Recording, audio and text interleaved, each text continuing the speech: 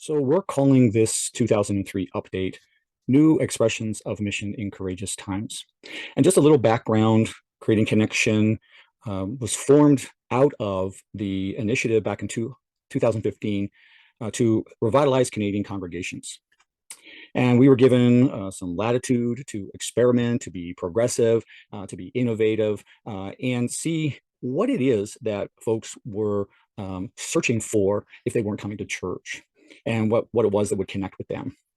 We began by working in partnership with one congregation, a very courageous early adopter. And very early in, we discovered that there was a bit of buy-in resistance simply because understanding the why was an imperative that we had not noticed and overlooked. We were passionate about the how and the what, and recognized that there were a lot of folks who were not on the same page in understanding why. And so we adapted by pivoting our model to be more of one of, okay, let's create some examples and share the outcomes of those examples and communicate that with folks so they can get an idea. And one of those models, one of those activities and connection groups, many of you are familiar with, was called Coffee and Conversation. And there were other kinds of groups that followed. Because as you know, that example got out there and folks attended and they saw some of the outcomes, a ripple was started, and then that effect, caused some of the word to be spread. What we discovered in those early years, was we were in the midst of something called a great reversal, the great reversal. This notion that just because people are less interested in organized religion, it didn't mean that they were not searching for belonging, meaning, purpose, and making a difference in the world. They were just not knocking on church. They were just not knocking on church doors to find it anymore.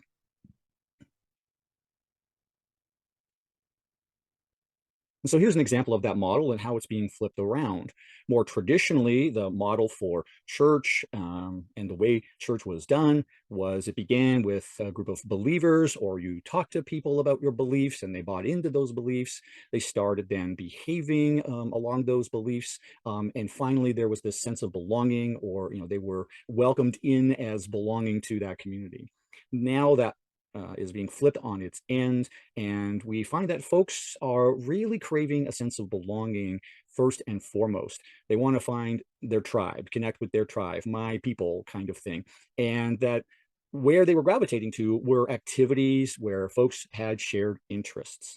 And then as they got to know one another and the identity started forming in those groups, they would start behaving similarly, and then their beliefs became aligned.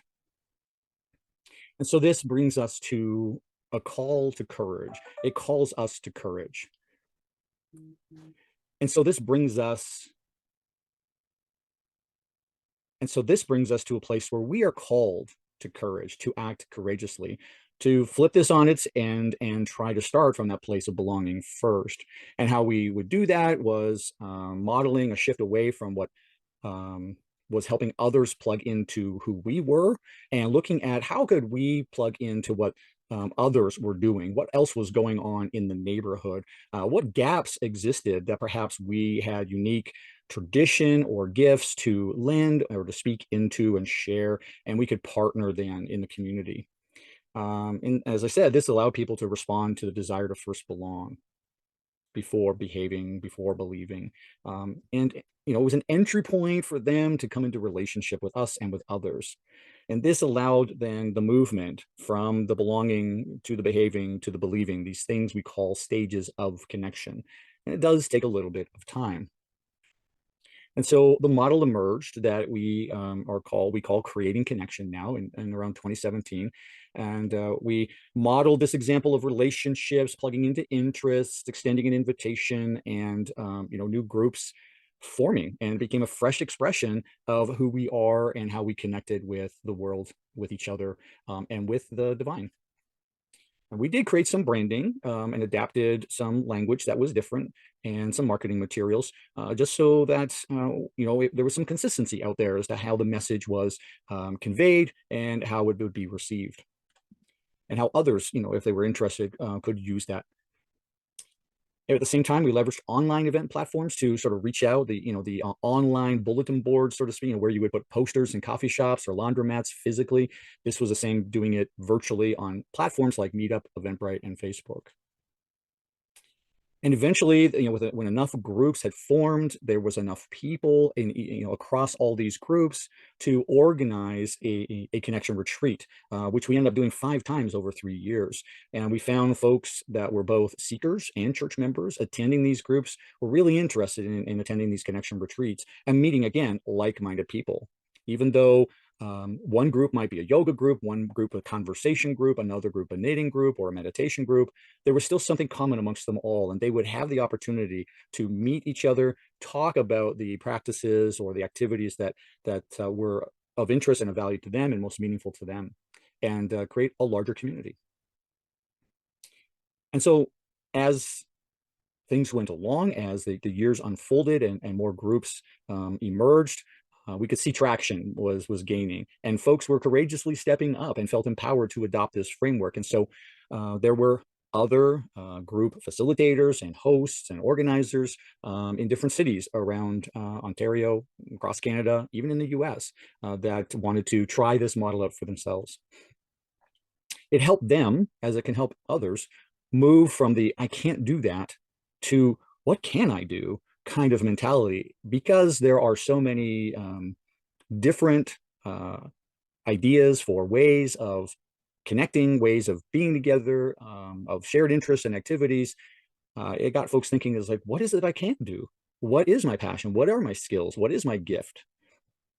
And they could bring that to a community who were looking for someone to lead.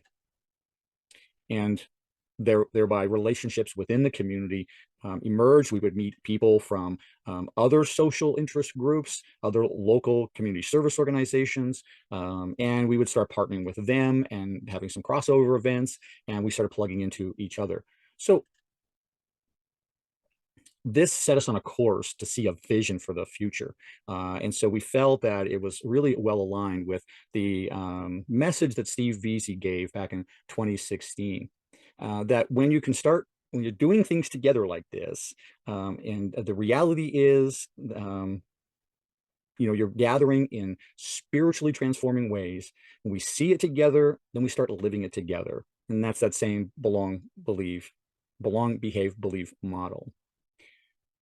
And then when we are all sort of bitten by that bug, when we start living it together, we can now start seeing the future, that hope for the future, that way forward has been born, and becomes more of something that is an accepted view of the way things are.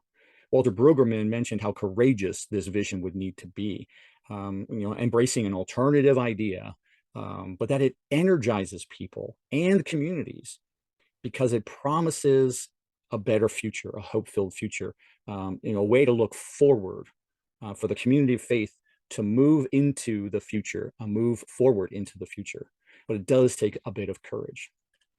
What we recognize as part of what that might need is a way for us to support that vision that folks might hold or have or gain.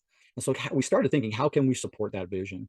And so last year, we began understanding that these past 6-7 years that we've been gathering all this data, this lived experience, and which led us to developing best practices, would give us material for us to develop some training, help folks integrate this this information, this knowledge that we wanted to share with what they maybe already were doing, or applications of where it could be utilized, where it might apply in the life of a community or a church or a group or an organization. And so our goal is to develop these resources and materials for folks to have and tap into, digital versions, whether it's documents, checklists, hopefully easy to follow steps, and some videos for training in all different facets. We also saw the opportunity to grow strategic partnerships, whether that's with, an existing congregation that's on the verge of, their own, living into their own mission plan as they're, emerging into something new and exciting for themselves, whether it was with more, regional organizations like Kairos or the Coldest Night of the Year community.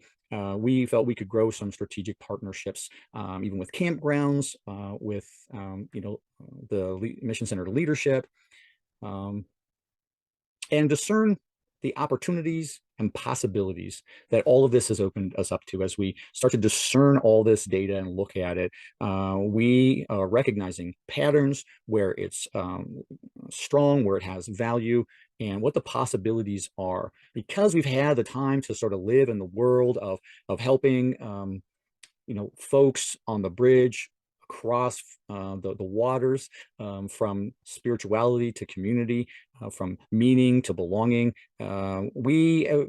We've stood in those intersections and helped walk those people through. So, having been in the community, we've got some knowledge to share there to hopefully help others feel more comfortable about taking that kind of step themselves.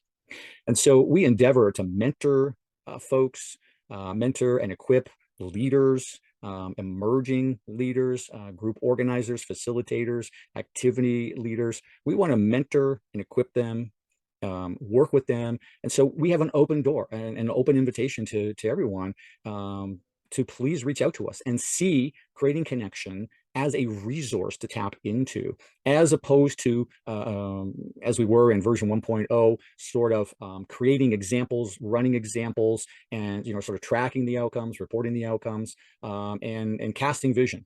We're still wanting to cast vision, but in order for this to nurture, in order to nurture this so it can multiply, because it's been birthed, and there's some birth that's looking to happen in others, either now, or it has recently, or it will in the future. The idea of how to multiply it requires additional leaders and facilitators and organizers and hosts.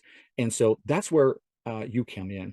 And Steve Easy did put it best in his statement of Time to Act in 2017, describing the future church and how our purpose as a church is to do just this, to birth, nurture, and multiply communities of disciples and seekers. And that's what we found. Disciples and seekers are coming together in these sessions, in these activities, in these groups, in these retreats, and they're engaging in spiritual formation and compassionate ministry and action. It's a basic blueprint. And in the end, as he says here, everything else, such as organizational structures and resources and funding and congregational forms, everything else should support this primary purpose. So that's where we see our role now, is to support this purpose of helping to birth, nurture, and multiply communities of disciples and seekers. So we know what some of these meaningful activities are like, or what they've been called. In general, we've got types like authentic conversation, coffee and conversation, faith talk, could be deep listening or active listening, or sharing circles. In pretty much any activity, you can engage in authentic conversation either before or afterwards. So, with our experience, over the last number of years, we have knowledge to share and resources to share about exactly how you could lead or facilitate these conversations. And anything that is a shared interest, anything that folks would come together around to say, hey, if there were two or three others who had the same interest I did, I would go to a group and talk with them and share and toss around ideas and stories, and then brainstorm perhaps what they might do as a community in the future. And some of these meaningful activities are rooted in holistic wellness practices like yoga and meditation, labyrinth walks, nature walks, Tai Chi, Qigong. The list is really endless. And then there's compassionate action. So these are activities that a group can take to sort of be how the church lives itself out, how the connection groups live themselves out in community, whether that might be helping with feeding the hungry, or delivering meals, or cleaning up a park of all of its needles after the winter time. Lots of different activities that could be framed under that heading. Speaking of framing, these meaningful activities may sound to some a bit more trivial and perhaps social, but we believe, and we would mentor folks to understand this and walk them through these concepts, that when you frame any activity, any meaningful activity, through the lens of our enduring principles and mission initiatives, they become lived out as sacred community. So that is the difference between a social group and a connection group. And a connection group is a meaningful activity. It's meaningful to folks because they attend it, they keep coming back. But when we frame it through the lens of one or more of our enduring principles and mission initiatives, it's lived out as sacred community when we frame it that way. And I'm not going to go through all of these, but here is just a list of 50 different meaningful activities that we are making a list of, that we will make available with additional details on our website at some point as we develop the website out over the next year.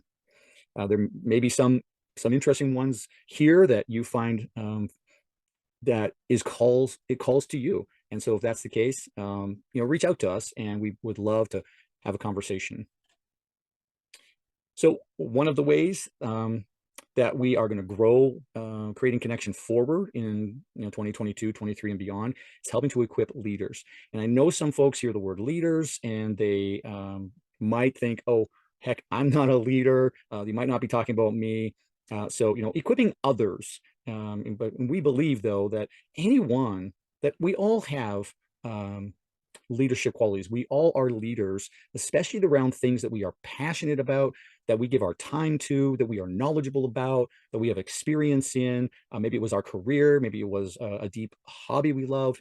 But when it's something that we own and take ownership of as something that's near and dear to us, we are a leader.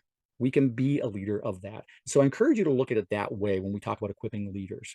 Anyone who is interested in co-creating a shared vision together.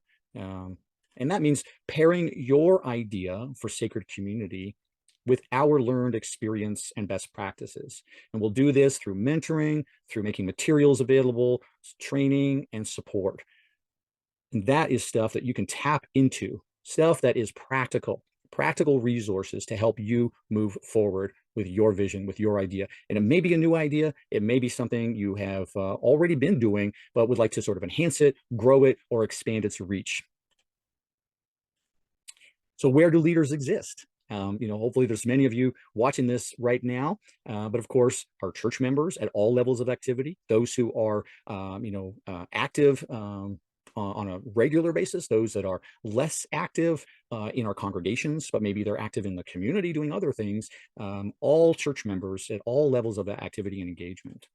Even our extended family. We may have brothers, sisters, uncles, aunts. They may not be church members, but maybe we can see that they've got a gift or a skill, and maybe they're interested in and have a desire perhaps to facilitate or organize a group around something they're gifted in, and would love to have a group of people working through and with creating connection. We can mentor and support them into developing a meaningful activity.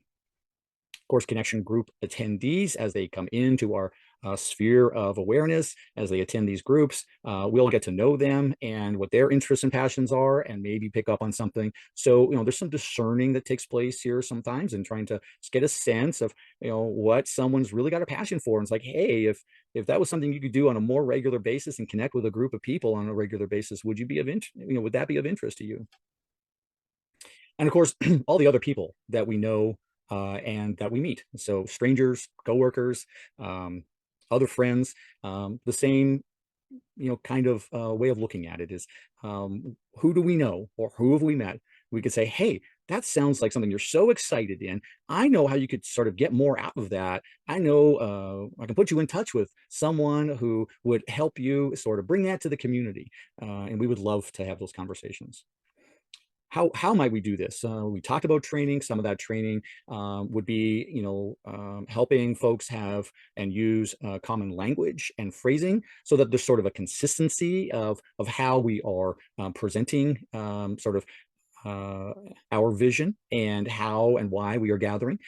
So some common language makes it easier to sort of convey when it may sound challenging, and we can help sort of uh, train you and show you what some of those are.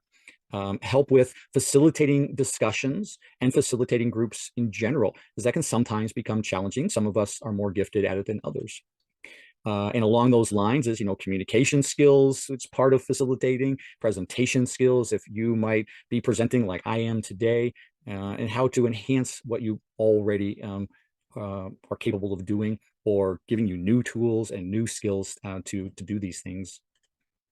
And of course, use of technology, which is a great part of what creating connection has uncovered is how Zoom interconnects with it all, how social media helps interconnect it all and promote the groups and what we're doing and promote the invitation.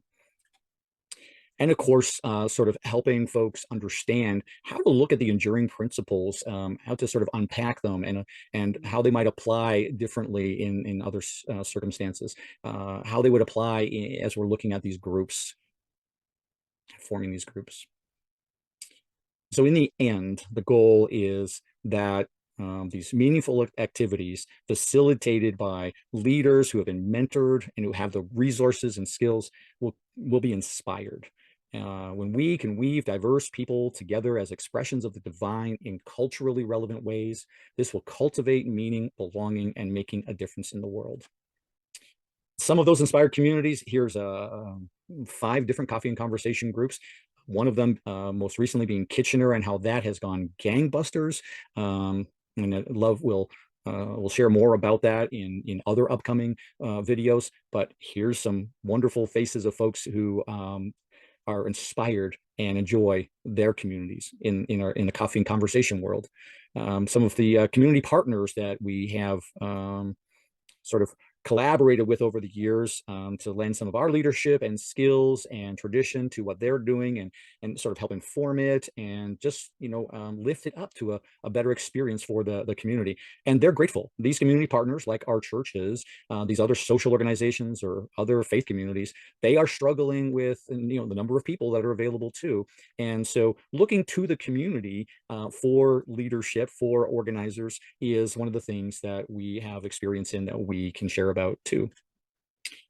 Here's an example of another meaningful activity, a Scrabble club, and it on the surface may not seem like it, but as an example, the fellow who started this group in this city loved Scrabble, always wanted to have his own official Scrabble club, did not have a place really to promote it, a way to promote it, or a place to hold it. So he approached us in Barrie, and we opened up our space, and we helped to co-advertise it and promote it to our existing base of connection group members, and it became a wonderful thing. So we have helped develop him to serve the community in this way.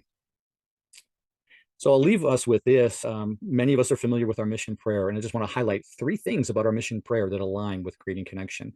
And that is, if we can awaken to the possibilities, also awaken to the direction that the spiritual landscape and the culture in our society is headed, and be willing to be vulnerable and risk trying something new, taking some steps that are unfamiliar, maybe even uncomfortable to us, the potential blessing, not only to ourselves, but to community. The blessings abound, and they really, really do. I would love to share more stories about that. We will be sharing more of those stories in our upcoming releases on YouTube and Facebook and our website. So in the past, in Creating Connection 1.0, we were using this tagline, forming inclusive and meaningful communities. And we are now seeing that we have evolved from beyond forming inclusive and meaningful communities to the point where we are helping those communities thrive, and the leaders and the facilitators thrive. And so we see our role now as nurturing fresh expressions of spirituality that Others are the ones who will be forming these communities, and we can help. We want to help. Please tap into us because everything is spiritual.